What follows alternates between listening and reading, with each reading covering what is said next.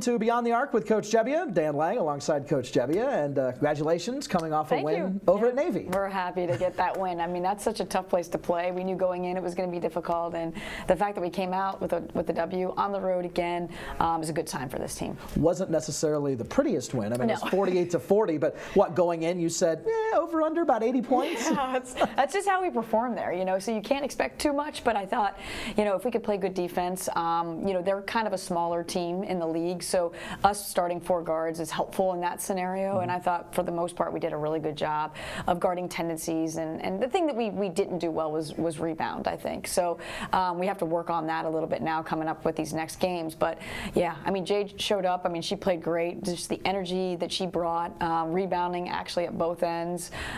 She made so many plays that we needed to have in this game, and you know, because of her and the effort that she gave, I thought just gave us a lift at Navy. Yeah. And she seemed to have, I mean, it was a nice bounce back game. Yes. Because the game before that, not necessarily one of her better ones, but this one, she came away with a double-double. Yeah, I mean, and she's capable of that every night if she really wants to do it. And I think she's starting, like we've talked about this before, but she's starting to understand how she's open and what people are leaving her open with, and taking advantage of that. But yeah, I mean, she struggled at Bucknell, and again, she's a guard trying to play a post spot, and I understand that, and that's hard for her.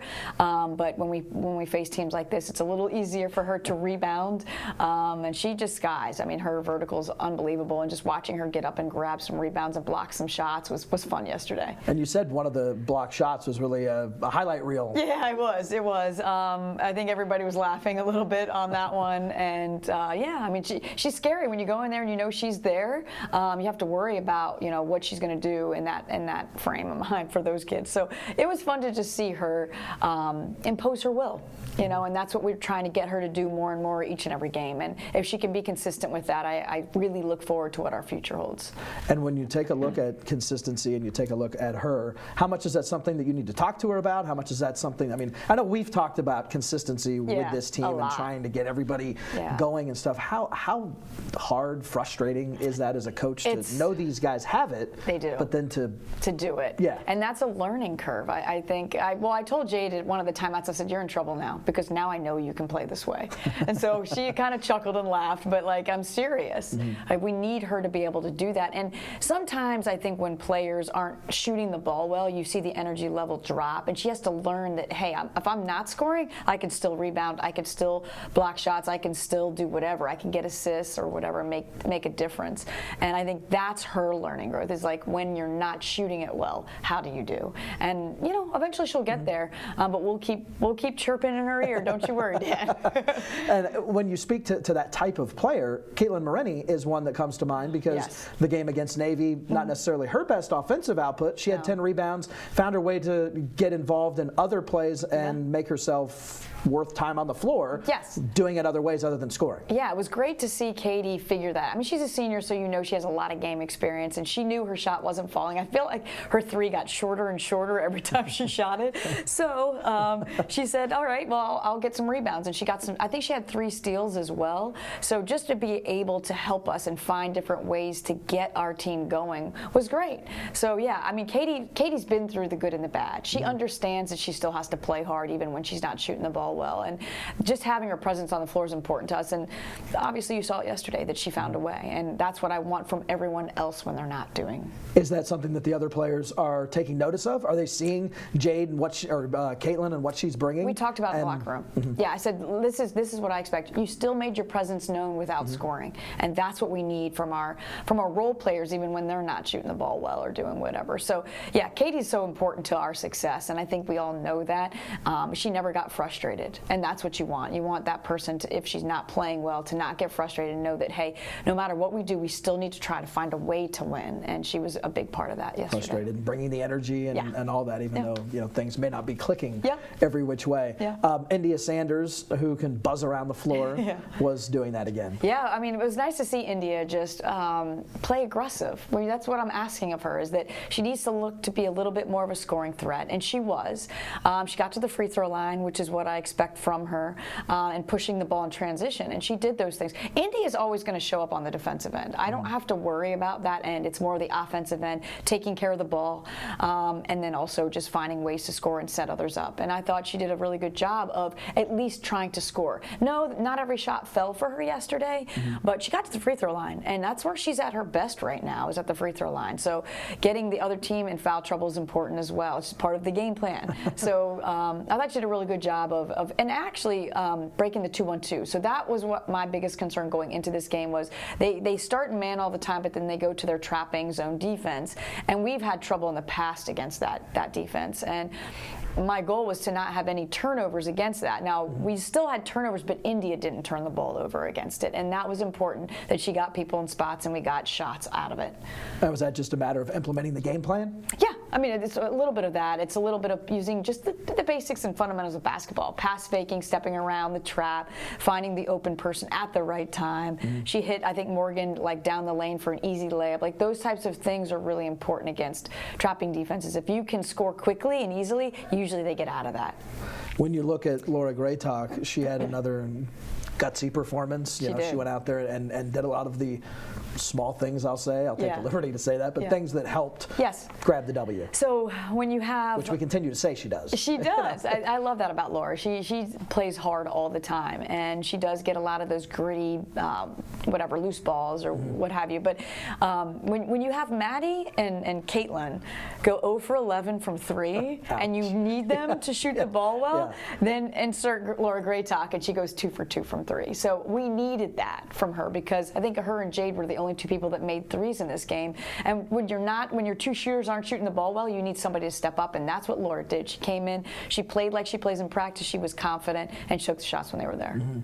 Let's talk about an emotional moment for you guys, rewinding a couple games ago to the Play for K game here inside Bender Arena, and what that game overall meant to you, and then take us on the bench and during the moments that everyone was standing and holding up the placards with who they were playing for. I mean, it's such an important game. I think just letting everyone know that's fighting cancer, that we're out there to support them, and to be able to hold up the signs and say, I play for it, and have that person's memory and or person that's fighting, or even if it's kids that are fighting against cancer. I just felt like it was in a real emotional moment. We didn't play well after that, by the way, until the end of the half. But talking about the bench part, I didn't see it at the time because I'm standing there holding up my sign, but to watch Emily Fisher stand there with her sign, and just you could see how emotional she was because her dad's fighting cancer, and just to see her like breathe really heavy, like she was into the moment. And we're out there fighting for Scott just as well as we're fighting for everyone else, and it was a very emotional moment to have Athena Argyropoulos on our bench, who's beaten her cancer, and she's in remission now, and it's awesome to see, like, just to have her stand next to us was emotional. It was emotional in the locker room after the game when she addressed the team. And so I just think it's such an important thing to show up for, and every timeout, every thing that we did, we were saying we fight.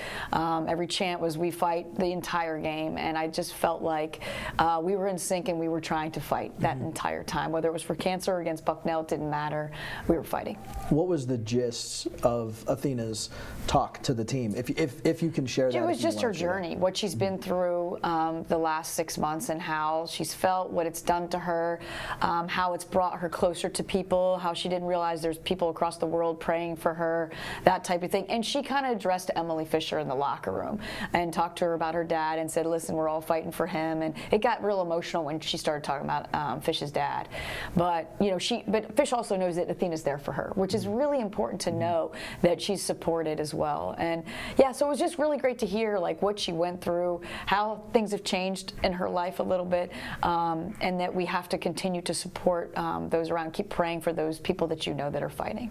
And you mentioned that you guys, as far as on the floor, didn't necessarily play that well. Yeah, we didn't. After that. How tough is that? Yeah, after tough. A moment like that, to then switch it back on and, hey, we got to play basketball now, let's do this. That's not easy, but the halftime came, and then we started to play a little bit better towards towards the end of the third into the fourth quarter.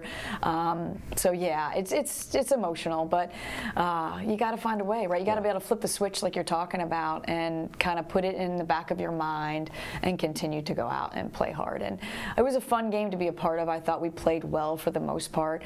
I thought Bucknell made some tough shots against us at key times, and Ellie Mack's a terrific player, and we know that. You just hope she misses in some instances.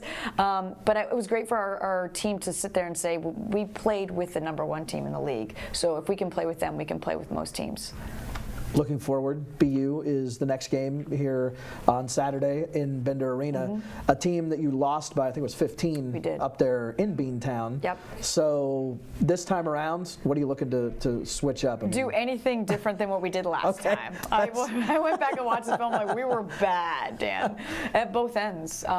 We've worked, and what's great about that, though, is you can go back and watch it and say, wow, we're a lot better than we were then at both sides of the basketball. And our defense, we had worked on a ton all year, and now we're kind of switching gears. I mean, we're still working on rebounding, but we're switching gears to working on our offense and finding better shots for our team. And so I think we're going to see a lot of zone. They're a very fundamental team. They're a very efficient team. They're smart. They don't make a lot of mistakes. They play defense. They're scrappy. It could be a Navy type game if we play the defense we want to play. It could be a low scoring game, and I don't know, it could come down to the wire, but it's a team that we have to be smart with, because they, like I said, they just don't make a ton of mistakes, and we can't turn the ball over like we did against Navy and have 17 turnovers. So I know it's going to be a battle. I'm hoping that being at home will help us a little bit, but they're a well-coached team, and we just have to do a better job than we did last time. So a tough task against the Terriers. Yeah. Best of luck. Yeah, thanks, Dan. Thanks. Well, that'll do it for this edition of Beyond the Arc with Coach Gebbia. For Coach, I'm Dan. We'll see you next time.